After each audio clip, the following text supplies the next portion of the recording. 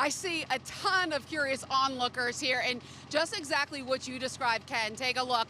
This bus is being hoisted up above the concrete, and it is 22 tons, an accordion bus, and this has been quite the effort. 2 cranes involved in this.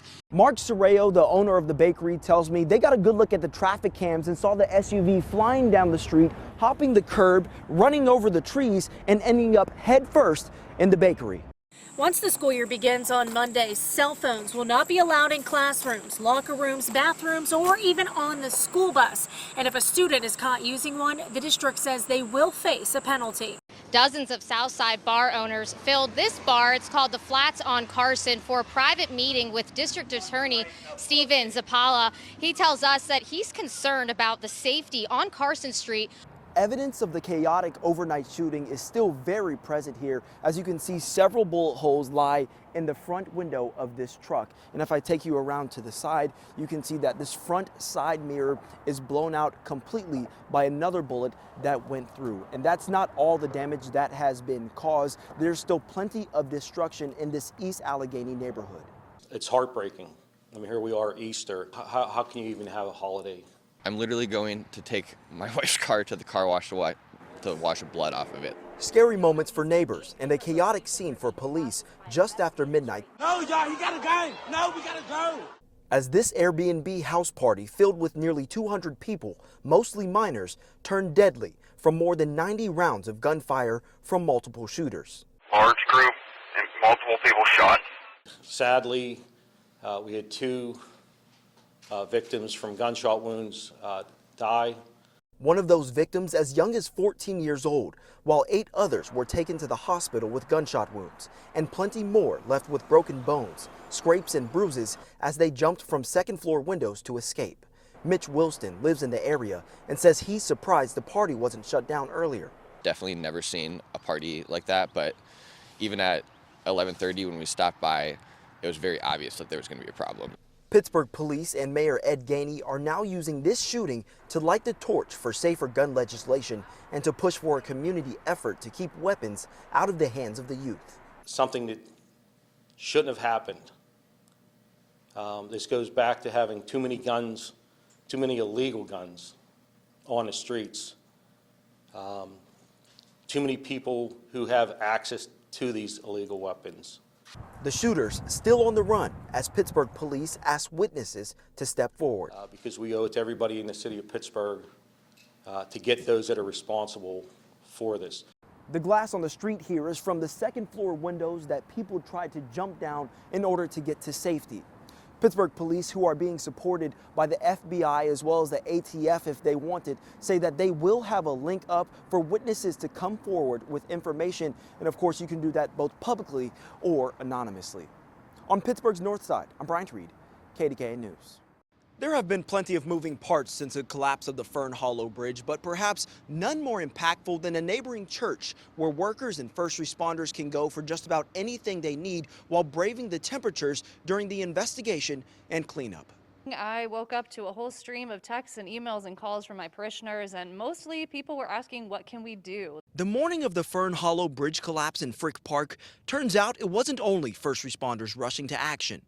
Got over here quickly and decided the best way to help was to be a place for first responders to come in, use our restrooms, get warm. Waverly Presbyterian Church stands right beside the bridge, and Pastor Caitlin Worth says as the day developed, she realized the need for support was great, and that support hasn't gone unnoticed or unappreciated. The chair of the NTSB giving the church and community national recognition. Pittsburgh, you have the tagline, Pittsburgh Mighty Beautiful.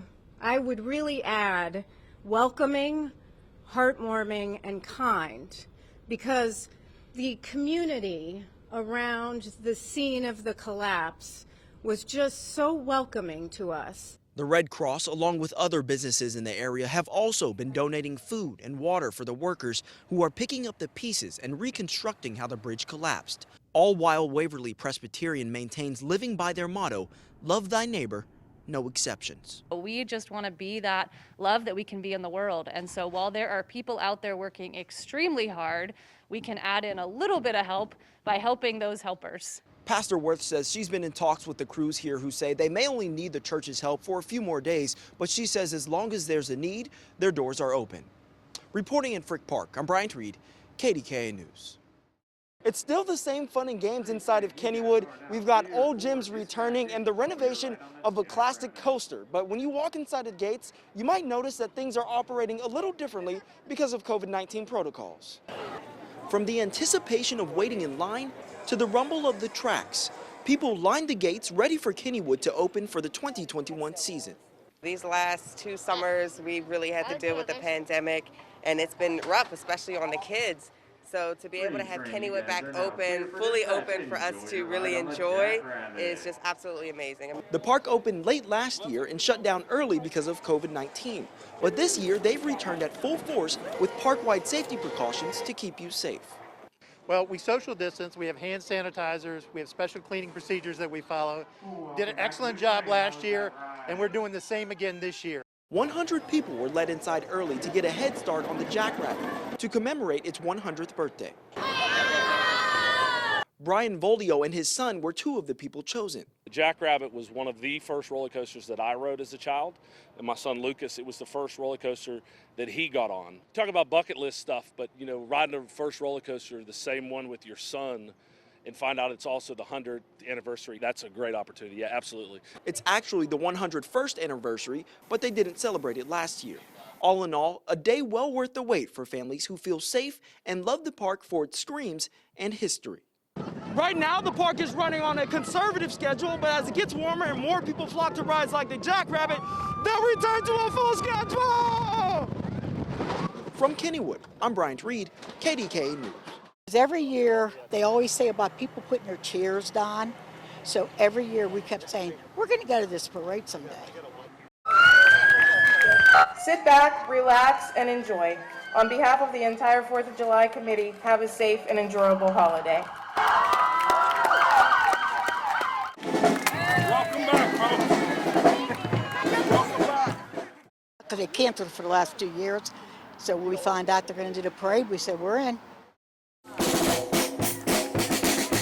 I like the band.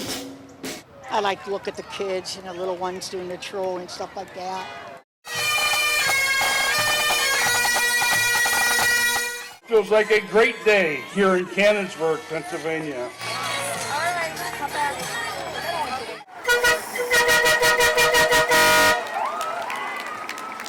It's like a celebration. Best time. 4th of July celebration. Cannonsburg's doing it.